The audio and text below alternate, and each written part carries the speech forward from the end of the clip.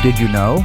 Eastern bluebirds are most often seen in small family groups or loose flocks, while American goldfinches and pine siskins are true companions of convenience.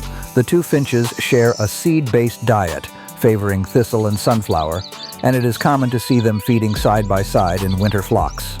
Pine siskins are nomadic and eruptive, sometimes moving south in large numbers, and when they do, they frequently join goldfinch flocks at feeders or in weedy fields.